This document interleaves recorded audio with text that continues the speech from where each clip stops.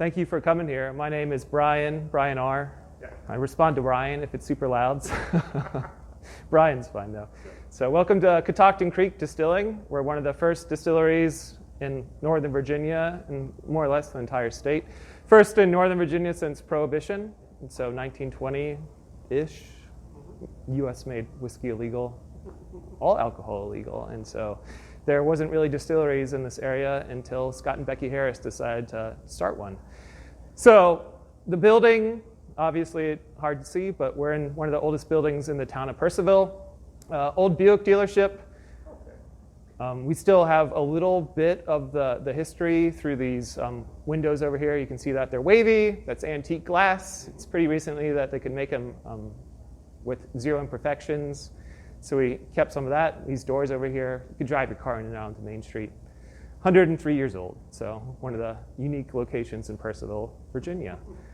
And so Catoctin Creek specializes in rye whiskey specifically.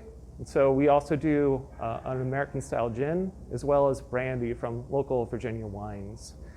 And we do rye because Scott and Becky Harris, the owners, prefer rye over brandy, personally, and they own the business, so we do 100% rye here. Also, they like the history behind rye whiskey, which is a long story, but we have time, I guess. And so rye was the majority of American whiskey for the majority of the U.S. history, actually. It started in the very beginning.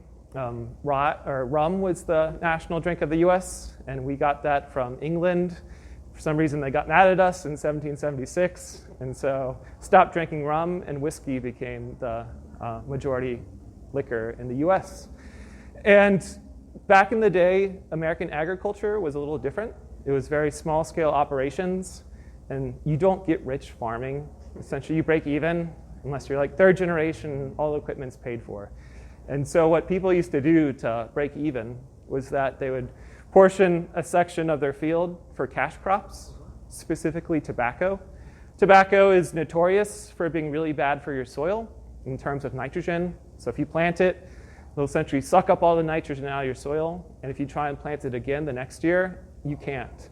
But it turns out rye is fantastic for fixing nitrogen. And so farmers would essentially harvest their tobacco, make their money, and then they would plant rye to fix the soil. When the rye was ready, they would harvest that as well. Laws were very different back in the day, and every farm had their own still on their property, and so they would essentially make rye whiskey with the rye that they harvested. And either save it for personal consumption or take it to the nearest town and essentially sell it there. And that was kind of the trend for decades. And even during Prohibition, when obviously whiskey was illegal in the US, other than if you had a medicinal, you could go to the pharmacy and request that the doctor give you a prescription of whiskey. But the majority of illegal whiskey in the US was from Canada, and Canadians known for doing rye whiskey. And so it's really kind of in the later decades of the 21st century that essentially bourbon kind of overshadows rye. Rye kind of falls off the radar. Scott Harris, the owner, will describe it as rye became a whiskey connoisseur or old man drink. But it's becoming popular again as people rediscover that American history behind rye, as well as they find out they really like the rye taste profile. And so, as I said, Scott and Becky prefer rye over bourbon, and that's why we do rye. So if you pay us enough, we'll make bourbon for you through a private run, but for our production, it's rye. And we're a little unique in the sense that we do 100% rye in terms of our mash bill. And so technically, I'm sure people might know this, but it only needs to be 51% rye to be called a rye whiskey. You can do 51% rye and blends of other ingredients, so hypothetically 49% corn, and you can call that a rye whiskey. Or if you do 51% corn and 49% rye, you can call that a bourbon. But it's pretty rare that people do 100% rye, so I think Catoctin Creek is a really great distillery to discover essentially the potential of rye and kind of the spectrum that you can get out of rye specifically. And so in that corner over there, we have 50-pound sacks of essentially milled rye flour. We try and keep it as local as we can. specifically within the state of Virginia. The majority of our rye comes out of Southern Virginia, so west of Danville, so at the bottom of Virginia if you're not familiar with the geography. And it gets shipped up here. And so sacks of rye over there, and depending on our system, if we want to run it twice in the day, you show up at 5 in the morning, and first job is we need to get the rye over there, so you have to lift up a bunch of 50-pound sacks of rye. If you use baking flour at your house, you know it essentially, no matter how clean you try and be, it gets everywhere. And imagine dumping 50-pound sacks of flour. It creates a huge cloud, and so we actually have to wear a gas mask, a respirator, because fine particulate is hazardous in any form. And so that first job is you're tired and sweaty from lifting 50-pound weights, and you're covered in rye. One of the sacrifices we make. But that second job is, as the rye travels up this white PVC pipe, it comes into our mash tank. It's filled up with around, on average, I'll say a lot of average numbers here because we can dial in our production, but 2,000 liters of water heated up to around 90 degrees Celsius. Luckily, I'm assuming the audience is familiar with metric as opposed to American, so I don't have to convert to imperial or American, and I tell people, don't ask me, I'm going to give you the wrong number. 2,000 liters, obviously a lot of water. Yep. Water boils at 100 with technicalities depending on elevation, but we don't have to get into that. And so inside, there's a mixer, and so it's kind of a whirlpool action going on there, a vortex. And so that rye will come in through the top, and it's in a bucket right now, but there's essentially a pipe leading out that we hook up to that and essentially gets mixed in. And so there's a worst case scenario when we're mixing the mash tank is that the rye doesn't entirely mix. And what it does is it creates a dough ball. And as more rye gets dropped in, that dough ball increases in size. And we find out when we transfer the mash into our fermentation tanks is that dough ball will essentially suction to the bottom of the tank, block everything. And we have to take off hoses and pipes and essentially poke at the dough ball. And hopefully it doesn't all disintegrate immediately and scald you with 90-degree mash. And again, that's worst case scenario. So that second job in the morning is specifically to prevent that. Just someone stands on that ladder and kind of leans into the tank with a paddle. And so now we have a fancy paddle, a distiller's paddle, and so a brewer's paddle, so it's got holes in it so liquid can travel a little easier. But back in the day, I've seen kayak paddles back here. And so what you do is where that rye and water is mixing is you stir it to make sure it is 100% mixed. And so, yeah, and so essentially you stir away for 25 minutes, as long as it takes for the rye to transfer it in, get it steaming. So that second job isn't that much better than the one where you get coated in rye because you're tired after paddling, as well as you're sopping wet from all the steam. But sacrifices we make. Yes, for us and our whiskey. Thank you. Yep. So the mash tank, purpose of the mash tank is because it's literally, well, I shouldn't say literally, it is that flour and water. We add two types of enzymes, but the mash tank will convert essentially the starches in the rye into sugars, and so it'll cook away and promote that conversion. We add two types of enzymes. The first type of enzyme is to help that chemical reaction of starch to sugar. Second one is for viscosity. So we need to move it at the end, and because hypothetically, if you messed up the water ratio, you could make oatmeal. It would be horrific to transfer, but that would be a big mistake. So that viscosity is to help with our pumps over there, impeller pumps. I guess their ideal liquid would be water, and so the more viscous it is, the more wear that you have on your mechanics on the inside. So that helps essentially with our pumps, and it helps transfer it into our fermentation tanks, which we have 6 of. Depending on demand, because we can kind of dial it in. We can have 1 to 6 running. Typically, we have 5, if not 6.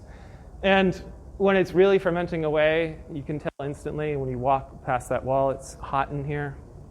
And so I think some of these are fermenting. You can tell because during fermentation, you obviously produce CO2 and alcohol, CO2 being invisible, but you can see it changes the viscosity of the air, so you can kind of see a shimmer. And so I don't know if it's really that noticeable right now. Fermentation time 3 days or longer? 3 to 6. Okay. On average, I would say 5 is what the head distiller I was talking about it with him recently, and 5 to 6 is what he was saying for on average. Hypothetically, we could let it run longer, but we do not.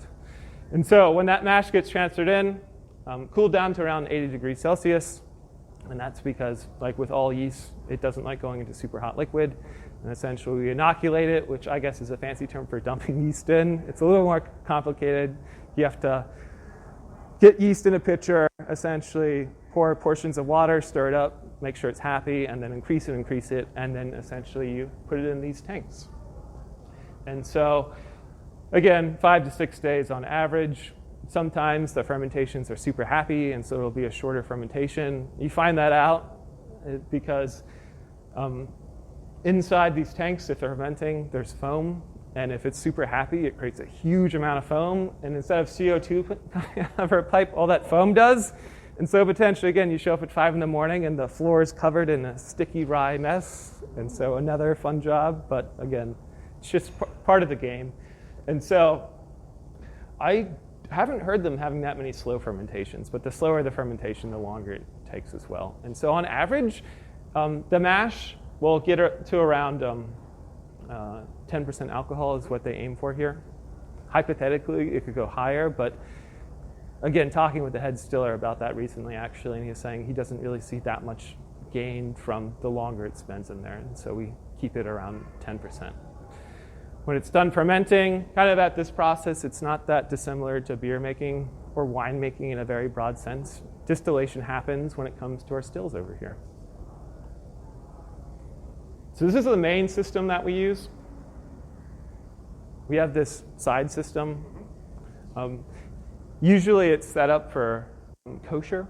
So kosher, it essentially has specific requirements that need to be observed. Typically, it's Gentiles can't touch it, and the majority of us here are Gentiles, and so we kind of keep it set up. So if we need to run it, it's set up, because otherwise you need to.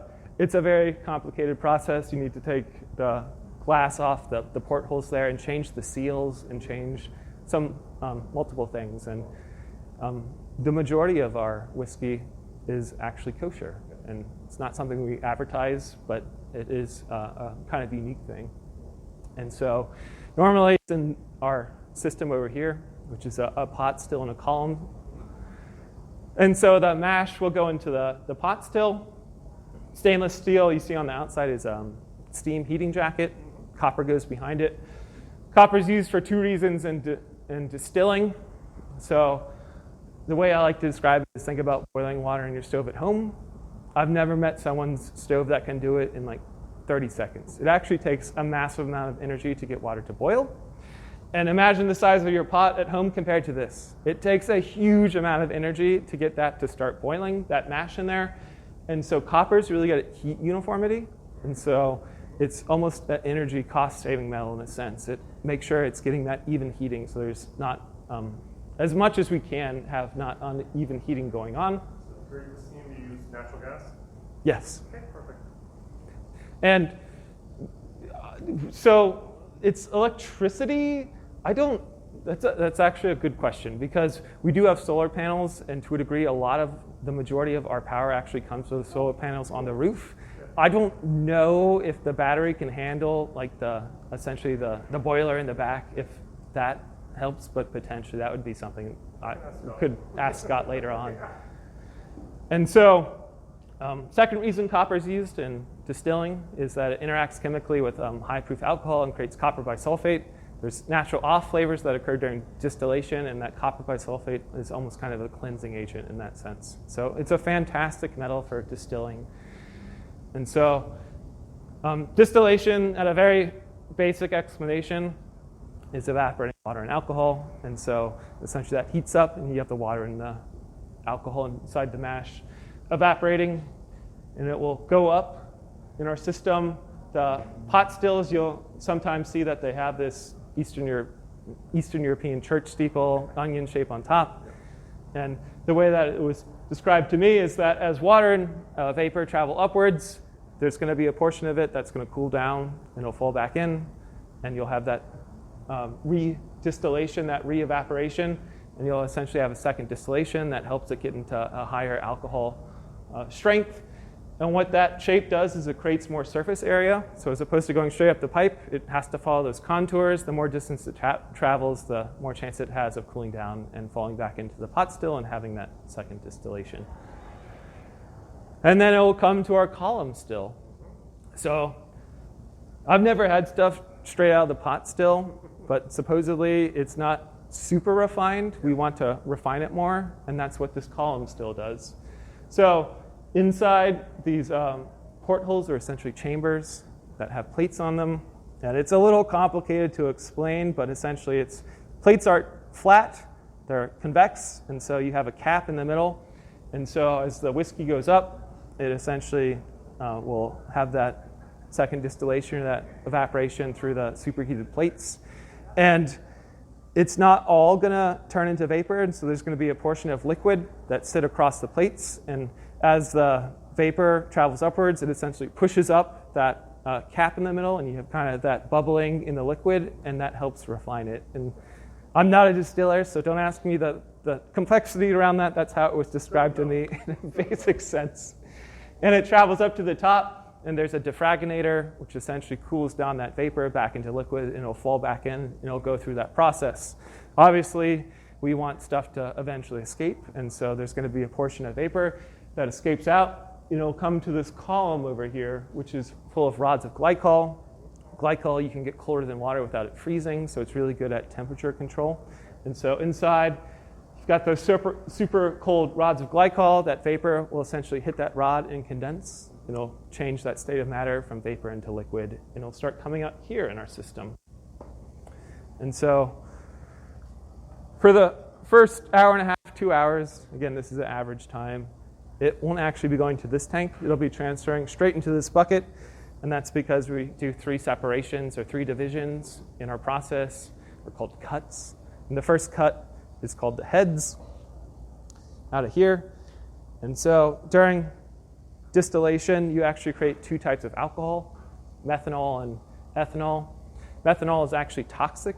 It's a bit like rubbing alcohol, so it's fine to get on your skin. During COVID, we actually gave it away as hand sanitizer for people.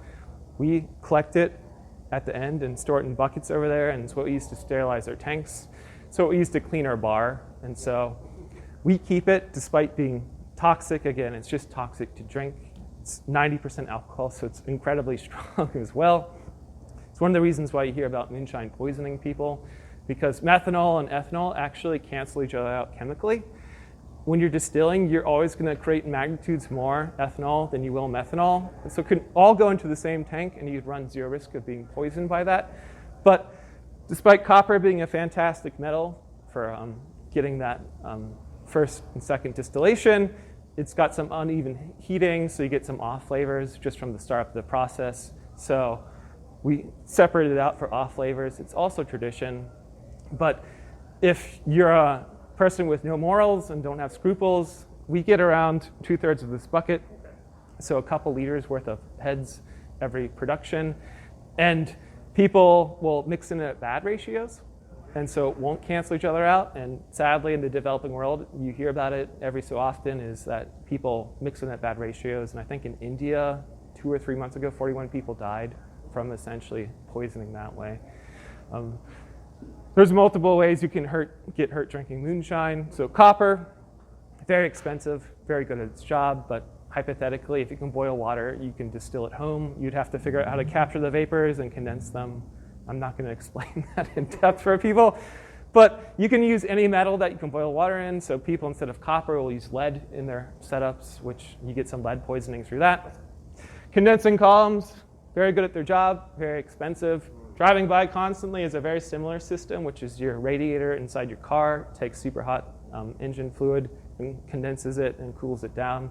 And so people will put up car radiators in their system, and you can get some antifreeze, heavy metal leaching that way.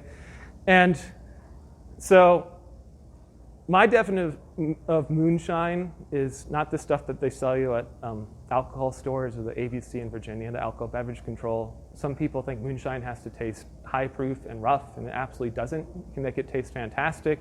So in my personal opinion, I think they're selling you bad stuff at the store.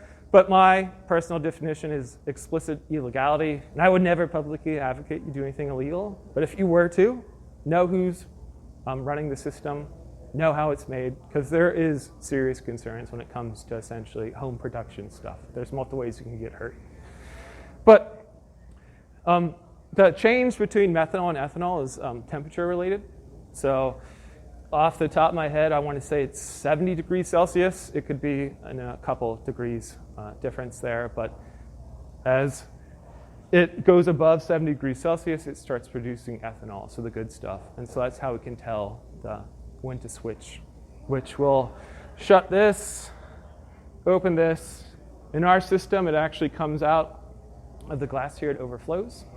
And so inside, you'll see a thermometer-looking thing, which is a hydrometer. And so that's how you measure essentially the strength of alcohol. You'll see it's in intervals of 10. And so it's how we can see the strength of the alcohol coming out. And so when it moves from the heads to the hearts, so that second division, that second part, it's actually, you can also tell the difference between ethanol and methanol in the sense that the ethanol, the hearts, is going to be around 80% alcohol, so it's actually going to be a little less strong. And so, again, it depends on volumes. I want to say 5 hours on average for the system to go through. It might be 4.5 to 5.5. And our system's pretty dialed in to where it's not like we're making adjustments constantly and flipping valves and stuff. So the reality is, the days I've worked production here is every half an hour you check the hydrometer, see if it's in an acceptable spectrum of alcohol strength, and you go do other stuff. So for 5 hours, more or less, you just check this every half an hour. And that other stuff is cleaning. There's a lot of cleaning that goes on in production. That's what people don't realize. I used to work in wine production, and the joke is that wine production is 45% moving, can I curse? Yeah. Heavy shit, 45% cleaning shit, and 10% drinking beer. And so people think like wine production, you're at some chalet eating cheese, and I'm like, no, it's very dirty, it's very labor intensive. And it's a little, I mean, our scale of production here, I worked at much bigger wine places, so I think this is very easy, but it's a huge amount of cleaning. And with the mash, when it's done, it actually gets transferred into this tank over here. Speaking of cleaning, saved up, we have partnerships with farmers in the area, and they take the spent mash. The burger place across the street actually feeds their cows, essentially, our mash. And so if you're ever in Purcellville, Market Burger, you can see if it tastes like Catoctin Creek. But so you have that second division, the hearts, and towards that 5.5, 5 hour mark, you'll start to see the hydrometer dropping naturally. And that's because the mash inside the pot still, a lot of that alcohol has been cooked out, doesn't have that much more to give. Typically averages around 70% alcohol, so it's still very strong in my opinion, but it's called the tails. And so we make that third separation there. And so I don't think we really have any drums. We've got a big blue drum is where we essentially save up a portion of our tails. And the reason why it doesn't go into the hearts, despite being ethanol, so it's quite fine to drink, is that you have some off flavors coming through. You've got some bitter oils that are finally getting through the system. And so we separate it out. Some places don't because it adds a uniqueness to their blend, but at Catoctin Creek we separate the tails. However, we do save a portion of that and we mix it in and to gin. And so our gin's an American style gin. It seems like pretty recently, in like the last 10 to 15 years, people realized that you don't have to make your classic London dry gin. Like Hendrick's did cucumber and rosewater, and people like lost their mind. But so Scott and Becky, owners of the business, technically it's Becky's business at 51%. She's also the master blender, and she prefers, she likes gin cocktails, but she doesn't like your classic London dry gin, so she got to make a gin that she likes. And so our botanical mix has your classic gin botanicals, your juniper. But ours kind of has like the glue vine or a mulled wine spice. So coriander, cloves, cinnamon, and a higher citrus portion. So I think it's much more balanced than, say, sucking on a pine needle. Granted, I'm biased against old-fashioned gin, but I think ours is really unique in that sense. And a lot of people come in and they say, I don't like gin. And like 90% of them are because I had a bad experience in college. They tell me that, and it's worth trying our gin because, again, it's going to be different from what you remember. But so we make all those separations. Inside this tank here is the hearts, so the premium stuff. When the system's done, we essentially forklift it to the scale over here and weigh it out. Have to do a lot of paperwork because in the state of Virginia, the state technically owns all hard liquor before it's taxed. During alcohol production, there's always going to be the potential of loss. People make mistakes, just being humans. However, if it's outside of the state's acceptable spectrum of loss, they get very upset because you're stealing their tax money, and the one thing that you don't do is steal money from the government. They're going to come after you. So we make sure all of our T's are crossed, our I's are dotted, because ABC does a fantastic job, but they're also not the easiest to work with. And so we'd prefer that they don't show up, and that means that we're doing our job. And so weigh it out. We barrel at 120 proof in that vicinity, and so we've got software on that desk over there, and essentially it tells us how much distilled water to add to bring it to the proof that we want. And so water is well water or it's city water? City water that's been distilled, and so we've got Reverse osmosis. yeah. And it's from a reservoir in Percival. It's not from the Potomac, but weigh it out. On a good run, we'll get 95 proof gallons. So it kind of translates to 90, essentially, gallons. And so, 50% alcohol. right. And so 3 30-gallon barrels, a little less in that third one, but that's the average that they'll get from an average run of their system. We've got some barrels over here. And so I believe these are full. You can tell very easily by trying to lift it. Technically, you can move full barrels of whiskey as opposed to, say, full wine barrels. I wouldn't recommend it. It's a very easy way to hurt yourself. And so we are very careful when we move them. So they're typically American oak out of Minnesota. Right. Someone in the past told me the specific town. Something with mill. Yes, but I don't recall that. Brands or something like Yeah, that, yeah. it's where they have a lot of their lumber. So American whiskey, it's kind of a label that has certain requirements. One of those is it needs to be a brand new barrel. You can't reuse it and call it American whiskey. It needs to be 100% American oak. And so that's the typical formula that we use. We do some finished whiskeys and some essentially flavored whiskeys, but for kind of the 8092 cask, that's going to be within that American whiskey label requirements. And the warehouse is? So the warehouse is in Berryville, Virginia, so across the mountain. We can call it a rick house, but that's a very fancy way of saying an old barn. So not temperature controlled as well, so you get that contraction expansion from certain summers. And it will typically age for 2.5 to 3 years. And so that's, again, that goes back to that American whiskey requirement. It needs to be a minimum of aging. So we also do brandies as well. It's all Virginia wine. However, those will age differently. The longest that we've aged a rye is 6 years, which is the Rebel Rouser. And that's also unique in the sense that it was aged all in 50-gallon barrels as opposed to 30. On average, there's around 700 to 800 barrels in the rick house. And luckily, we can utilize our lovely car dealership doors. So we stack them up here, drive our delivery truck onto Main Street. It widens here, and so we don't create a huge traffic jam. But if you come by occasionally, you'll see us loading up full barrels onto a truck, and it goes out across the mountain. And so bottling happens over here.